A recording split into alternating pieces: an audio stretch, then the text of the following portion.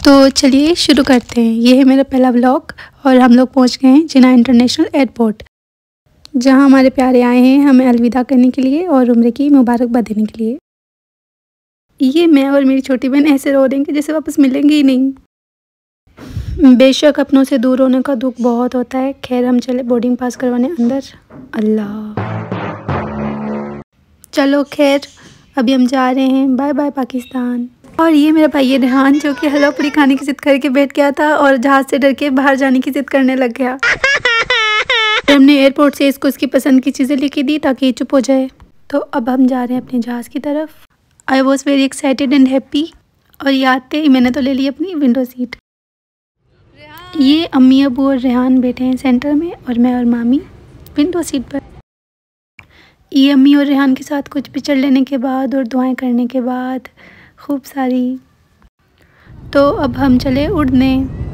और बड़े खौफ की कैफियत थी। जो बंदा मेरी तरह पहली दफ़ा बैठ रहा है उसे बहुत डर लगता है। और लिटरली मैंने तो कलमा तक पढ़ लिया था, क्योंकि मौत ज़िंदगी का कोई भरोसा नहीं है। आप भी चाहें तो कलमा लाजमी पढ़ लें।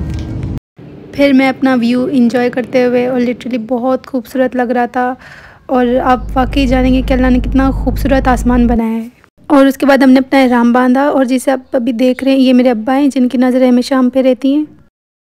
और जब आप उम्रे की नियत कर लें तो अपने प्यारों के लिए, अपने लिए और सब लोगों के लिए दुआएं करें जितना हो सके अल्लाह ताला की बारगाह में। चलें जी, उसके बाद खाने का टाइम हुआ तो इन्होंने हमें खाना दिया और इसके साथ साथ हैंड फ्री और ब्लैंकेट भी दिया था।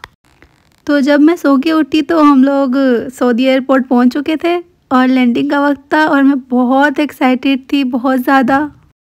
उतरने के बाद ही हम लोग ट्रेन में बैठे। They are so advance. इन्होंने पैसेंजर्स के लिए अपने एयरपोर्ट में अलग से ट्रेन्स बनवाई हुई हैं। दैन हमने अपने बैग्स लिए और चल पड़े अपने सफ़र की तरफ। और उसके बाद वज़ीर अंकल की गाड़ी हमें पिक करने आ गई और सऊदी के रोड माशाल्लाह आते ही हमने यहाँ का अल्बेक ट्राई किया। सऊदी आएँ और अल्बेक ना ट्राई करें ऐसा हो ही नहीं सकता। And literally it was amazing.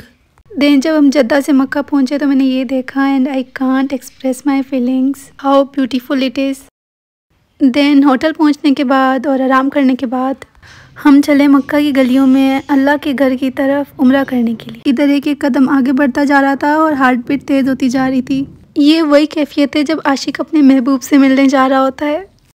और ये हम मक्का में एंटर कर चुके हैं। हाय अल्लाह, और मैं अब जा रही हूँ काबा को देखने फाइनली। और मैं बता नहीं सकती मैं कितना खुश थी। और ये मेरा पहला मंज़र था जब मैंने काबा को देखा। मेरा अल्लाह हर मुसलमान को यहाँ आने की सादत नसीब फरमाए, आमीन।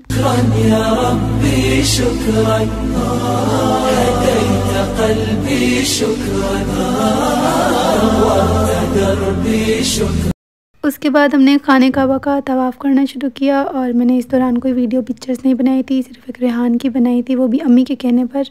फिर 2 रकत नमाज़ पढ़ने के बाद हमने सफ़ा मरवा के चक्कर लगाए और यहाँ पे बहुत रश था, बहुत ज़्यादा।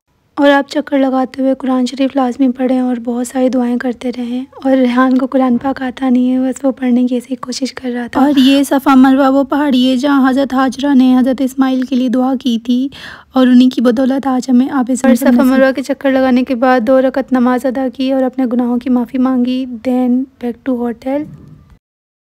और रेहान यहाँ गंजा हो चुका था और मेरे भी बाल कट चुके थे और हम बहुत थक गए थे। और मैं और रेहान फिर थोड़ी मस्ती करने के बाद सो गए। So this is my first vlog and I am not expert in vlogging. तो हो सके तो मेरी गलतियों को इग्नोर करिएगा और अगर आपको अच्छा लगा हो तो फीडबैक ज़रूर दीजिएगा। Thanks for watching. अल्लाह हाफ़िज़।